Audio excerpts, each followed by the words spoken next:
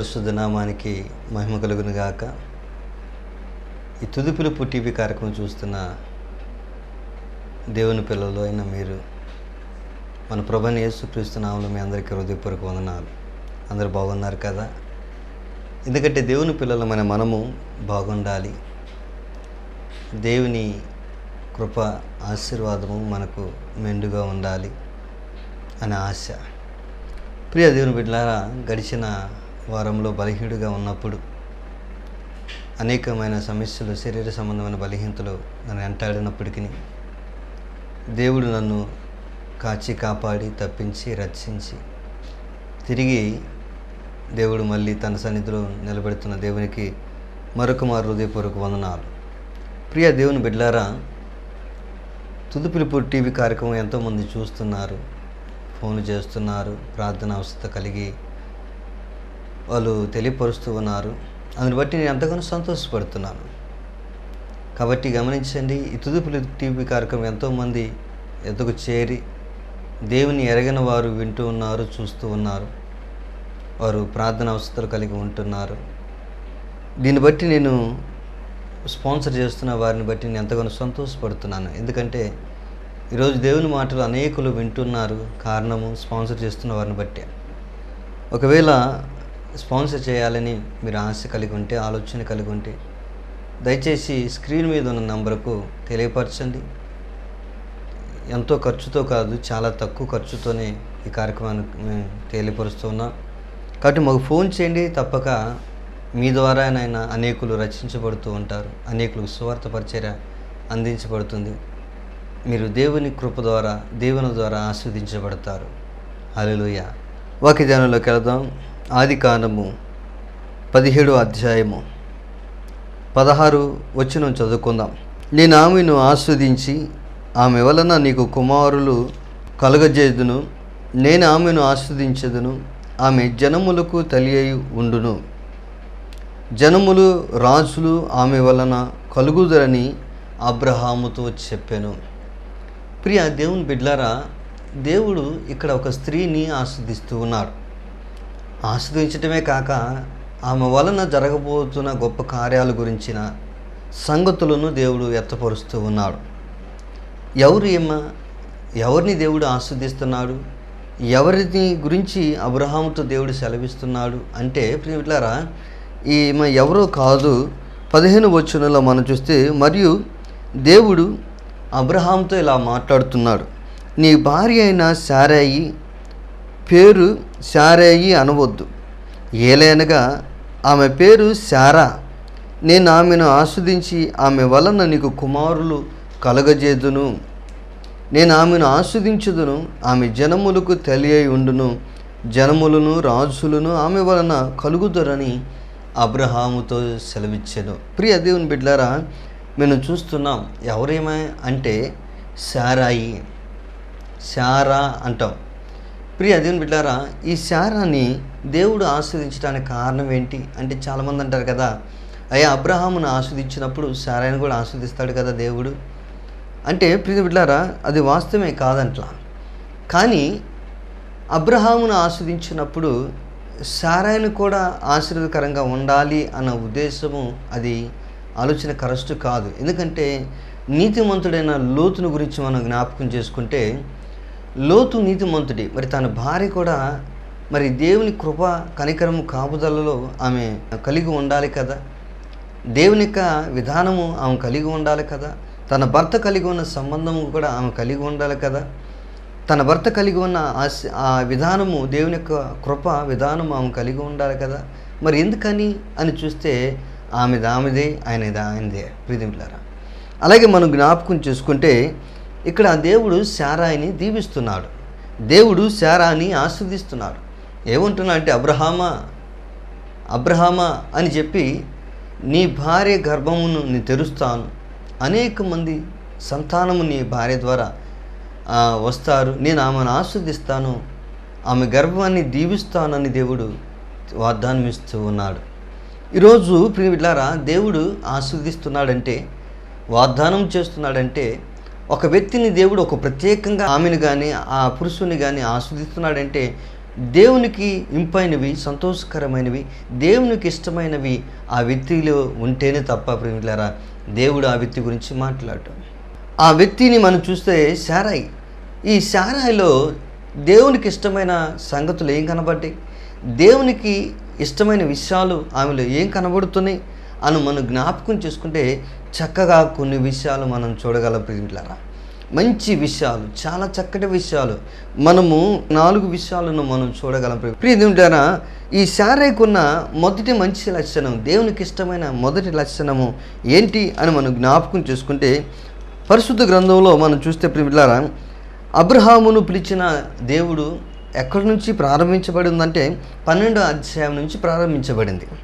అక్కడ 12వ అధ్యాయం మొదటి వచనంలో యెహోవా నీవు లేచి, అబ్రహాముతో అంటున్నాడు, నీవు లేచి నీ దేశము నుండి, నీ బంధువుల యొద్ద నుండి, నీ తండ్రి ఇంటి నుండి బయలుదేరి నేను నీకు చూపించే దేశమునకు వెళ్ళము.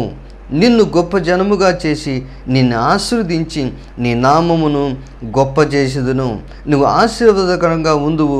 నిన్ను ఆశీర్వదించు వారిని ఆశీర్వదించదును, నిన్ను దూషించిన వారిని శపించునని సెలవించటం మనం చూస్తున్నాం ప్రియులారా. ఇక్కడ మనం చూస్తే అబ్రహాముతో సెలవిస్తున్నాడు కదా, అబ్రహామా నువ్వు లేచి నీ దేశము నుండి, నీ బంధువుల యొద్ద నుండి, నీ తండ్రి ఇంటి నుండి బయలుదేరి నేను నీకు చూపించు స్థలమునకు, దేశమునకు నువ్వు రామంటున్నాడు. కొన్ని సంగతులు మనం చూడాలి ఇక్కడ.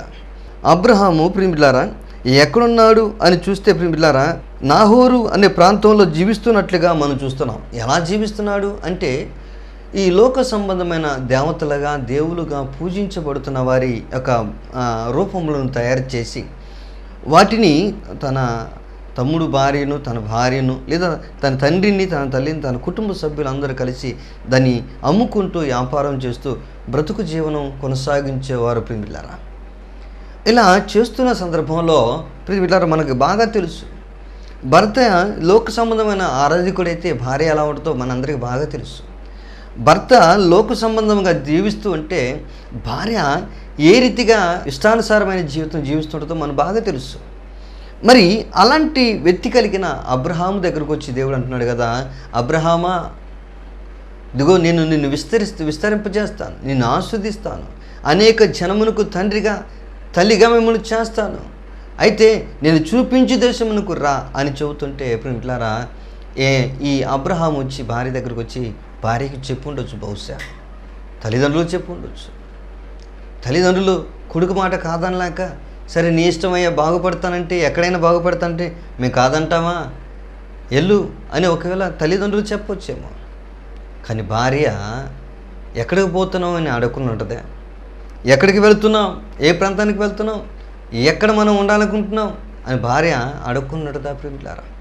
ఇక్కడ మనం చూస్తే ఈ అబ్రహాము వచ్చి తన భార్య అనే శారాయితో చెబుతున్నాడు, నాతో ఒక వ్యక్తి మాట్లాడుతున్నాడు, కానీ ఆ వ్యక్తి కనబట్టలేదు. అది గంభీరమైన స్వరము, చక్కటి స్వరము, ఆయన స్పష్టంగా నాతో మాట్లాడుతున్నాడు, ఆయన నిన్ను నా పేరు పెట్టి ఇలా పిలిచి నేను ఆస్వాదిస్తాను అని సెలవిస్తున్నాడు. అయితే నేను ఆయన స్వరమును వింటున్నాను, ఆయన స్వరమును బట్టి, ఆయన చెబుతున్న ఏర్పాటును బట్టి నేను బయలుదేరి వెళ్దాం అనుకుంటున్నాను అని తన భార్యతో, మనం వెళ్దాం అనుకుంటున్నాను తన భార్యతో చెప్పినప్పుడు ప్రియులారా ఈ రోజులో మనం చూస్తే ఏ భార్య అయినా ముక్కు మొఖం తెలియని ప్రాంతానికి ఎలా పోతామయ్యా, ఎక్కడికి పోవాలో తెలియనప్పుడు, గమ్యం ఏంటో తెలియనప్పుడు ఎటు పోతాం. బైబిల్ గ్రంథంలో అబ్రహాం గురించిన మాట ఏమని రాయబడి ఉందంటే అబ్రహాం ఎలుచున్న స్థలము అతనికి తెలియదంట.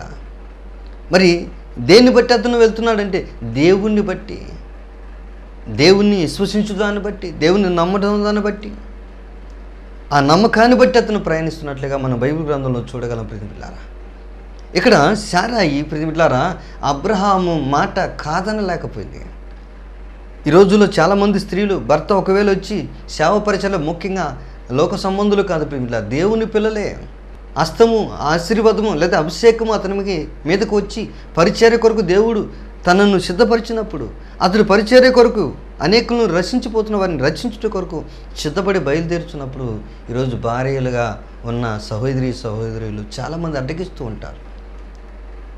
ముక్కుముఖం తెలియని ప్రాంతానికి వెళ్ళి ఎంత బాధలు పడాలో, ఎంత కష్టపడాలో, ఎంత ఇబ్బంది పడాలో, ఈ పిల్లల్ని తీసుకెళ్ళి ఆ పరిస్థితుల్లో నన్ను పాడు చేయమంటావా అనే రీతిగా రకరకాలుగా అడ్డులు పడుతూ ఉంటారు పిల్లలు. కానీ ఇక్కడ శారాయి మటుకు ఏమాత్రము తన భర్తకు అడ్డుపడలా, లోబడింది పిల్లల. తన భర్త మాట కాదనలేకపోయింది, లోబడి జీవించింది.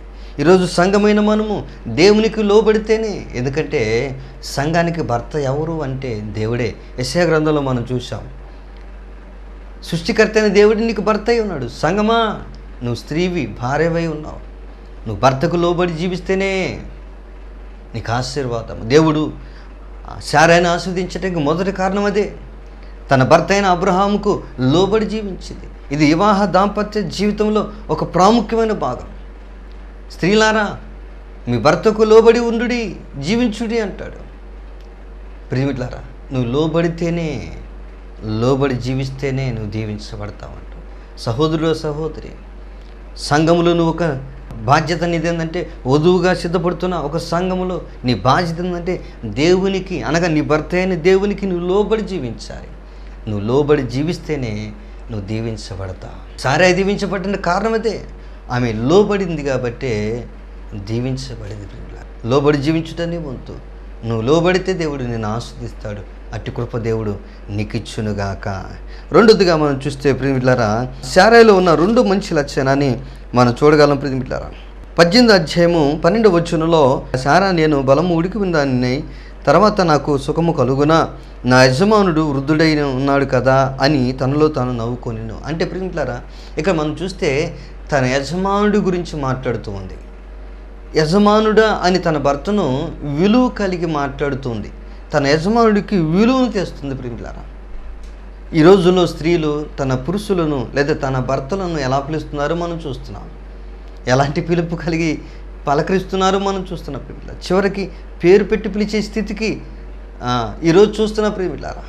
ప్రియ దేవుని బిడ్డలారా, మనం చూస్తున్నాం ఎలాంటి పరిస్థితుల్లో ఉన్నారంటే, భర్తకు విలువ ఇవ్వాల్సిన భార్యగా నీ బాధ్యత.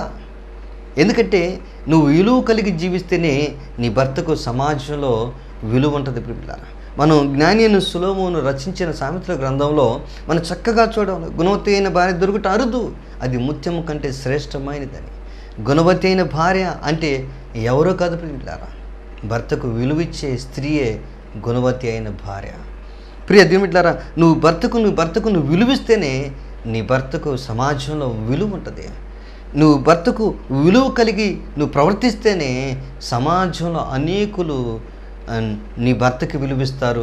లేదా నీ పిల్లలు నువ్వు చూపిస్తున్న విలువను బట్టి రాబోతున్న ఆ తరంలో వారికి కూడా వారి భర్తలకు విలువను కలిగిస్తారు. ప్రియులారా, ఈరోజు ఇలువలు లేవు, ఇలువలు కరిగిపోతున్నాయి, ఇలువలు పాడైపోతున్నాయి, పతనమైపోతున్నాయి. కారణం ఏంటంటే, సహోదరా, దేవుని కుమార్తె, దేవుని సన్నిధిలో నిలబడుతున్న ఓ దేవుని దీనదాసురాలా, నువ్వు నీ భర్తకు విలువిస్తేనే. ఈ లోకంలో ఉన్న నీ భర్త, చాలామంది అంటారు కదా, మొదట నీ భర్తే కదా నీ దేవుడు, కళ్ళ ముందున నీ భర్తనే నీ దేవుణ్ణి నువ్వు పూజించలేని దానివి, విలువ ఇవ్వలేని దానివి, కనబడిన దేవునికి నీ విలువ ఎలా ఇస్తావంటా ఉంటారు. అంటే ప్రియమిట్లారా, గమనించండి, ఇది లోక సామెత, కానీ నేను ఇది వాస్తవని లేదా అవాస్తవని నేను చెప్పట్లేదు. కానీ దేవుని బిడ్డలమైన మనము మొదట మన ఎదుట ఉన్న వ్యక్తులకి మనం విలువిస్తేనే. ప్రియమిట్లారా, గమనించండి, ఈ రోజులో సమాజంలో స్త్రీలు వివాహ గడియలు సమీపించిన స్త్రీలు కానీ పురుషులు కానీ మనం జ్ఞాపకం చేసుకుంటే, ఎవరైనా పలాని ఇంట్లో పలానా అబ్బాయి ఉన్నాడు లేదా పలానా అమ్మాయి ఉంది అని ఆ విషయాలను తెలియపరిచినప్పుడు బిడ్డలారా, అప్పుడు వాళ్ళకేమి చాలా మంచివారు, ఆ అమ్మాయికేమి చాలా మంచిది, ఆ అబ్బాయికి ఏమి చాలా మంచివాడు. అంటే బిడ్డలారా, ఆ మంచి అనే విధానము సమాజం నుంచి ఎలా వస్తుంది ఆ బిడ్డలకు అంటే బిడ్డలారా, వారి యొక్క తల్లిదండ్రుల జీవితాలను బట్టే. మొదట తల్లి ఆ బిడ్డలకు ఆ మంచి లక్షణాలు ఎలా తెస్తుంది అంటే, భర్తకు విలువిస్తున్నప్పుడు పిల్లలు చూస్తూ ఉంటారు. విలువ కలిగి భర్తతో మసులుతున్నప్పుడు, కుటుంబంతో మసులుతున్నప్పుడు బిడ్డలు చూస్తూ ఉంటారు. సహోదరుడా, భర్తగా నువ్వు ఉన్నప్పుడు నీ భార్యకు నువ్వు ఆ విలువను కాపాడితే, నీ కుటుంబానికి ఉండాల్సిన విలువను నువ్వు కాపాడితే, సమాజంలో రేపు నీ పిల్లలు నీ అంతవారు కాబోతున్నారు. కాబట్టి సమాజంలో వారు కూడా వారి భార్యలను విలువ ప్రేమ కలిగి జీవిస్తూ ఉంటారు. సంఘములో సంఘ బిడ్డలమైన మనము విలువ కలిగి జీవిస్తేనే మన దేవునికి విలువ. ఈ రోజుల్లో చాలామందిని మనం చూస్తే మీ దేవుడు చాలా గొప్పవాడమ్మా, మహిమ కలిగిన దేవుడు, గొప్ప దేవుడు మీ దేవుడు కానీ అని ఆ ఒక్క మాటతోనే మొత్తాన్ని నెట్టేస్తూ ఉంటారు. కానీ అనే మాటతోనే ఇంకా మాట మీరు పూర్తి చేసుకోవాలి. ప్రియ దేవుని బిడ్డారా, ఇక్కడ గమనిస్తే దేవుని పిల్లలమైన మనమే విలువను పోగొట్టుకుంటే మన దేవునికి అది ప్రియలారా మనం ఎక్కిరింతలు పాలు చేసినట్లుగా లేదా ఆయన ఆ గౌరవాన్ని అఘోరపరిచినట్లుగా మనం చూడగలం. ప్రియలారా, నిన్ను బట్టే లోకంలో ఉన్నవారు దేవుని దూషిస్తూ ఉన్నారు. నీ విధానంను బట్టే లోకంలో ఉన్నవారు దేవునికి అప్రతిష్ట తీసుకొస్తున్నారు. ప్రియలారా, కాబట్టి గమనించు, నువ్వు విలువ కలిగి జీవిస్తేనే. శారాయి తన భర్తను ఏమంటుందంటే యజమానుడా అని పిలుస్తుంది. అంటే తన యజమానునికి విలువను తెస్తుంది. ఈరోజు నీ పరిస్థితి ఎలా ఉంటుంది? సంఘంలో ఉంటున్న నీవు ఒక విలువ కలిగి జీవిస్తే, విలువను కాపాడుకుంటూ జీవిస్తే, విలువ సంబంధమైన విషయాలు కలిగి నడుస్తూ ఉంటే ఖచ్చితంగా నువ్వు దేవుని సన్నిధిలో దృష్టిలో నువ్వు పడతావు. ఎందుకంటే నీతిమంతుల మీద ఆయన కనుదృష్టి నిత్యం ఉంటుందంట. మనం చూస్తున్న బైబిల్ గ్రంథంలో నీతిమంతుల మీద కనుదృష్టి ఆయన నిత్యం ఉంటుందంట. సహోదరి, నీతోనే దేవుడు మాట్లాడుతున్నాడు. విలువ కలిగిన స్త్రీగా నువ్వు ఉంటే సమాజంలో, సంఘంలో, కుటుంబంలో దేవుడు నీ మీద దృష్టి ఉంచుతాడంట. విలువ కలిగిన స్త్రీగా, పురుషుడిగా నీవుంటే దేవుడు నీ మీద దృష్టి ఉంచుతాడంట. ఈరోజు ప్రియమిలారా, మనం 7 సంఘాలలో ఒక సంఘాన్ని చూస్తున్నాం, తోతైర సంఘం అని. ఆ సంఘములో ప్రియమిలారా, ఒకప్పుడు ఆ సంఘానికి ఎక్కడ పునాదులు, కానీ ఆ సంఘానికి పునాదులు మనం ఎక్కడ చూడగలం? మూల పునాదులు అంటే ప్రియమిలారా, ఆ తురుతైర గ్రామంలో, ఆ పట్టణంలో ఓదారంగ పొడిని అమ్ముకుంటూ బ్రతుకుతున్న సహోదరి లూదియాను మనం చూడగలం. లూదియా దేవుని సన్నిధిలో భయభక్తులు కలిగి జీవించింది, తన కుటుంబాన్ని ఆ రీతిగా నడిపించింది. దేవుని యొక్క విధానాన్ని, ఆయన విశేషాలని, ఆయన శ్రేష్టమైన విధానాలను ఆ తురుతైర పట్టణాలలో అనేకుల మధ్య ఆ విలువలను కనపరిచింది. ప్రియమిత్రులారా, చూడండి, భర్తకు విలువ, బిడ్డలకు విలువ, కుటుంబానికి విలువ, తండ్రికి విలువ, దేవునికి విలువ, సంఘానికి విలువ, ఇలా జీవించింది. కాబట్టి ప్రియమిత్రులారా, ఆ తురుతైర పట్టణంలో ఉన్న వారందరూ కూడా ఆ సంఘంలో చేర్చబడినట్లుగా మనం చూడగలం. ప్రియమిత్రులారా, ఈరోజు ప్రియమిత్రులారా, నిన్ను బట్టే విలువ, నీ పరిస్థితిని బట్టే విలువ. శారాయి ఆస్వాదించబడడానికి రెండో కారణం మనం చూసాం. తన భర్తను విలువ కలిగి పిలుస్తూ ఉంది. విలువగా తన భర్తతో విలువ కలిగి జీవించింది. ప్రియమిత్రులారా, దేవుడు ఆమె కలిగి ఉన్న జీవితాన్ని, స్థితిని చూశాడు దేవుడు. అందుకే దేవుడు ఆమెను ఆస్వాదించాడు. మూడోదిగా మనం చూస్తే ప్రియమిత్రులారా, 18వ అధ్యాయము 6వ వచనంలో చూస్తే, అబ్రహాము గుడారములోనున్న శారయి యొద్దకు త్వరగా వెళ్ళి, నీవు త్వరపడి 3 మానికలు మెత్తని పిండి తెచ్చి పిసికి రొట్టెలు చేయమని చెప్పాను. మరియు అబ్రహాము పశువుల మందకు పరుగెత్తి ఒక మంచి లేత దూడను తెచ్చి ఒక పనివానికి అప్పగించెను. వాడు దాన్ని త్వరగా సిద్ధపరచును. ఆ తర్వాత అతడు వెన్నులను పానులను తాను సిద్ధము చేయించిన దూడను తెచ్చి వారి ఎదుట పెట్టి భోజనము చేయుచుండగా. ఇక్కడ మనం చూడగలం ప్రియమిత్రులారా, ఇక్కడ అబ్రహాము అక్కడ నుంచున్నప్పుడు మమ్రే దగ్గరనున్న సింధూరు వనములో అతను నుంచున్నప్పుడు 3 దేవదూతలు వారి ఎద్దకు వచ్చినట్లుగా మనం చూడగలం. వారిని అబ్రహాము కుశల ప్రశ్నలు వేసి మాట్లాడి ఆ తర్వాత వారికి భోజనాన్ని సిద్ధపరచుటకు వారిని బ్రతిలాడినప్పుడు వారు ఒప్పుకున్నట్లుగా మనం చూడగలం. వారు ఒప్పుకున్న తర్వాత ఈయన పరిగెత్తుకుంటూ గుడారంలోకి వచ్చాడు, ఇంటికి వచ్చాడట. పరిగెత్తుకుంటూ ఇంటికి వచ్చి తన భార్య అయిన శారాయితో అంటున్నాడు, శారాయి, ఇదిగో 3 మానికల పిండిని నువ్వు పిసికి రొట్టెలు చేయమంటున్నాడు. ఎలా చేయమంటున్నాడు? త్వరగా చెయ్యి. త్వరగా అంటే ఇట్లా చూడండి, 3 మానికల పిండి అంటే 6 కేజీల పిండి. ఎలా చేయాలంట? త్వరగా చేయాలి. ప్రియ దేవుని బిడ్డలారా, ఈ రోజులో మనం 1 కేజీ పిండిని పిసకాలంటేనే చాలా కష్టపడుతూ ఉంటాం, బాధపడుతూ ఉంటాం, శ్రమ పడుతూ ఉంటాం. కానీ 6 కేజీల పిండిని తీసుకొచ్చి త్వరగా చేయి రొట్టెలు అని చెబుతూ ఉంటే, ప్రియ దేవుని బిడ్డలారా, ఈ రోజుల్లో స్త్రీలుగా మన ఊర్పు ఎలా ఉంటుంది? మన విధానం ఎలా ఉంటుంది? కానీ ఆమె మాట మాత్రము పలకల, ఏమాత్రము సంకోచించాల, ఏమాత్రము అడ్డగించాల, ఏమాత్రము చేనో అని నిస్సందేహంగా చెప్పాల. కారణం ఏంటంటే తన భర్త కలిగి ఉన్న భక్తి జీవితము ఆమె కలిగి ఉంది. హల్లెలూయా. ఎలా అంటే వచ్చిన వారు దేవదూతలు, దేవుని యొద్ద నుంచి వచ్చిన వారు, దేవునితో సంబంధము కలిగిన తన భర్త చెబుతున్నాడు, ఇదిగో దేవదూతలు వచ్చి ఉన్నారు కాబట్టి వారికి భోజనము సిద్ధపరచు అన్నప్పుడు ప్రియులారా చూడండి, దేవునితో ఆమెకి సంబంధం, తన భర్తకి దేవునికి సంబంధం ఉంది. ఆ సంబంధమే ఆమె కలిగి జీవించింది కాబట్టే తన భర్త చెప్పిన పని అది కష్టమైనా సరే ఇష్టముగా చేసింది. కారణం ఏంటో తెలుసా? దేవునితో ఆమెకి సంబంధం కలిగి ఉంది కాబట్టి. ప్రియ దేవుని బిడ్డలారా గమనించండి, అబ్రహాము పిలిచినప్పుడు వారు ఒక రోజు మొత్తం ప్రయాణం చేసి రాత్రికాల సమయంలో అబ్రహమా ఇక్కడ గుడారం వేసుకోమని దేవుడు చెప్పితే ఆడ గుడారం వేయటానికి ఎంత శ్రమ పడాలి తెలుసా? మనం అక్కడ గుంజలు పాతాలన్నా లేదా రకరకాలుగా అక్కడ ఆ గుడారము ఏర్పాటు చేయాలంటే ఎంత కష్టము. కానీ తన భర్తతో పాటు భార్య అనే శారాయి కూడా సహకరించినట్లుగా మనం చూడగా ఏమాత్రం నోరు ఎదరాల. అసలు ఎందుకు మనకి ఈ స్థితి, ఎందుకు మనకి పరిస్థితి, మనకు అవసరమా అన్నట్లుగా ఎప్పుడూ మాట్లాడాలి. లోతును జ్ఞాపకం చేసుకుంటే లోతు దేవునితో సంబంధం కలిగి ఉన్నాడు. దేవునితో సంబంధం కలిగి ఉన్నాడు కాబట్టే హెబ్రీ పత్రికలో నీతిమంతుడైన లోతు అని పౌలు గారు మాట్లాడతాడు. నీతిమంతుడైన లోతు అంటాడు. ప్రియ మిత్రులారా, లోతు నీతిమంతుడు అని మాట్లాడినప్పుడు మరి తన భర్త దేవుని యందు నీతిమంతుడు కదా, ఆ విధానం భార్యకు కూడా రావాలి కదా, అంటే రాలక్కడ. కారణం ఏంటంటే భర్త దేవునితో సంబంధం కలిగి ఉన్నాడు, కానీ లోతు భార్య దేవునితో తన భర్తకున్న సంబంధం కలిగి జీవించాల. అందుకే ఆమె ఏమైందంటే దేవుని మాటను తిరస్కరించింది, ఉప్పు స్తంభం అయిపోయింది.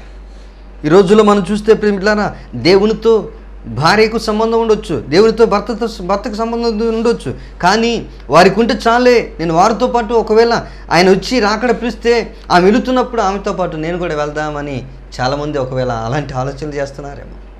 పురాణాలు చెబుతున్నాయి కదా, ఆమె పైకి వెళుతున్నప్పుడు ఆమె చింగు పట్టుకొని నేను కూడా వెళ్ళొచ్చులే.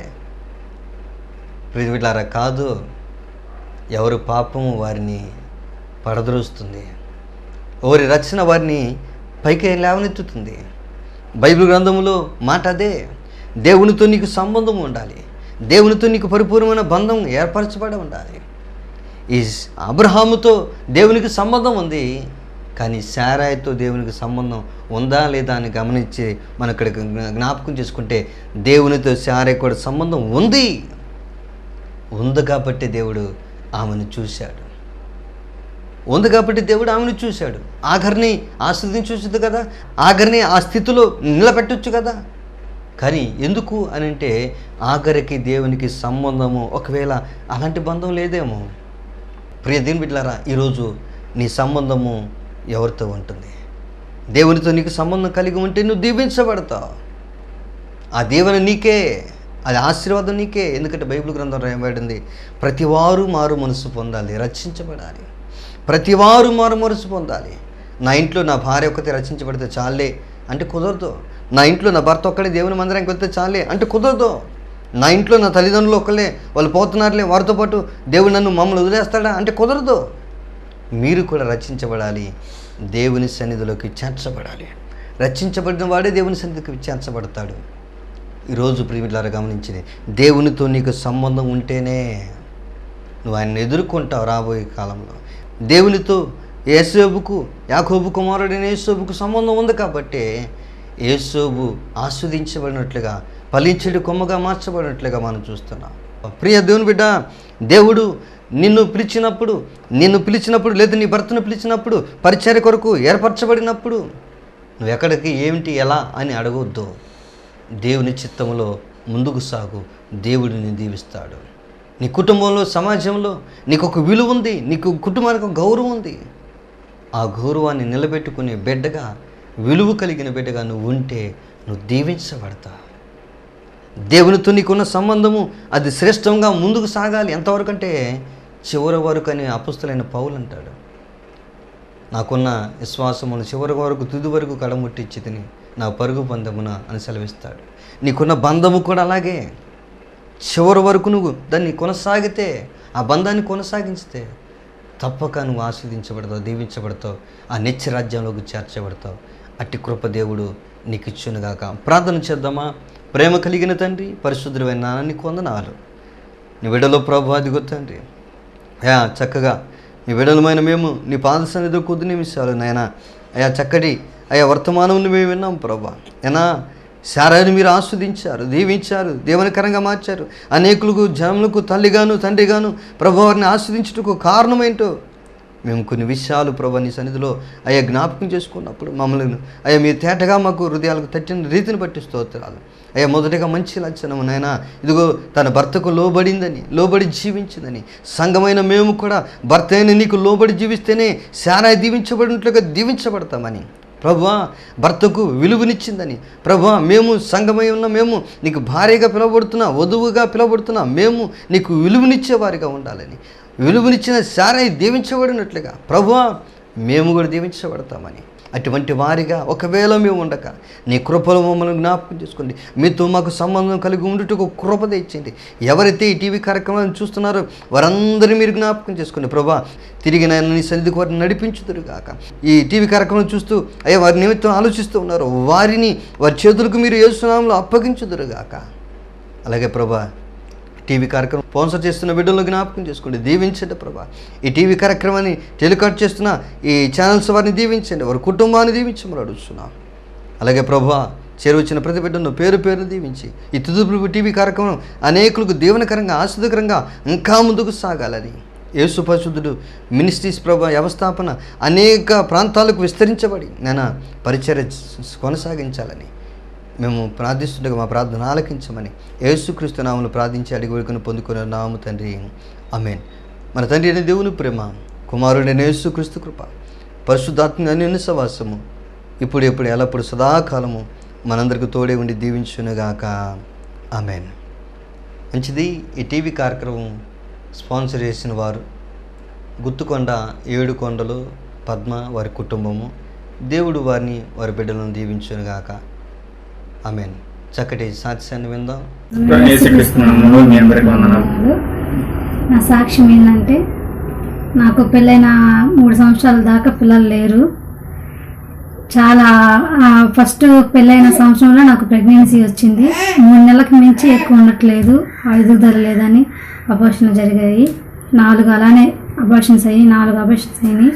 తర్వాత నేను దేవునికి ప్రార్థన చేయగా మాకు కోపూరు రమేష్ అన్నయ్య గారు పరిచయం అయ్యి మాకు దేవుడి మార్గంలోకి బాగా చక్కగా నడిపించాడు. దేవుడి మాటలు చెప్తూ మమ్మల్ని దేవుని ఎదగటానికి మాకు సహాయం చేశాడు. అదేవిధంగా మేము పిల్లల కొరకు ప్రార్థించినప్పుడు దేవుడు మాకు అనుకోని రీతిగా నాకు గర్భఫలాన్ని ఇచ్చాడు. కానీ దేవుడు మమ్మల్ని ముందుగా దేవుడిలోకి నడవమని చెప్పాడు. మమ్మల్ని బాప్టిజం తీసుకోమన్నాడు. అయితే నేను దేవుడితో అన్నాను, నేను పిల్లలు లేకుండా నేను దేవుడిలోకి వస్తే నన్ను అందరూ అవమానిస్తారు, నాకు పిల్లల్ని దయచేయ, ఆ తర్వాత నేను నీలోకి పూర్తిగా వస్తానని నేను మొక్కుబడి చేసుకున్నప్పుడు నాకు దేవుడు గర్భఫలాన్ని ఇచ్చాడు. మొదటగా శ్రేష్టమైన కుమారుని నాకు ఇచ్చాడు. ఆ తర్వాత నేను బాప్టిజం తీసుకున్నాను. దేవుడిలోకి మళ్ళీ నేను అభిషేకం తీసుకోవడం జరిగింది. దేవుడు నా జీవితంలో గొప్ప కార్యాలు, నాకు ఇప్పుడు 2 కుమారులు, నాకు చాలా గొప్ప కార్యం చేశాడు దేవుడు. చిన్న సాక్ష్యం దేవుడు దీవించిన గాక. ప్రభువైన యేసుక్రీస్తు నామములో మీ అందరికీ వందనాలు. అయితే నా సాక్ష్యం ఏంటంటే, నేను మా పెద్ద కుమారుడు పుట్టక ముందు నేను అయితే దేవుడిలోకి రాలేదు. పాస్టర్ గారు మాకు పరిచయం అయిన తర్వాత దేవుడు మాకు కళ రూపాన దేవుడు నాకు బాప్టిజం తీసుకోమని చెప్పాడు. అట్లాగా దేవుని ప్రేరేపణ వల్ల బాప్టిజం తీసుకోవడం జరిగింది. అలాగే దేవుడి సన్నిధిలో ఉండి ప్రార్థన చేసినప్పుడు మా పిల్లల కొరకు పాస్టర్ గారు సంఘం ఎంతగానో మా కొరకు ప్రార్థించినప్పుడు దేవుడు మాకు 2 కుమారులు అనుగ్రహించాడు. అలాగే దేవుడి ప్రేరేపణ ద్వారా అలాగే దేవుని యొక్క సేవకులుగా మేము అభిషేకం తీసుకున్నాము. అలాగే దేవునిలో మేము ఈ విధంగా బలపడుతూ పాస్టర్ గారు మమ్మల్ని ఎంతగానో బలపరుస్తూ ఉన్నాడు. అందుని బట్టి దేవుడికి వందనాలు. ఇచ్చిన సాక్ష్యం దేవుడు దీవించును గాక. ఆమేన్.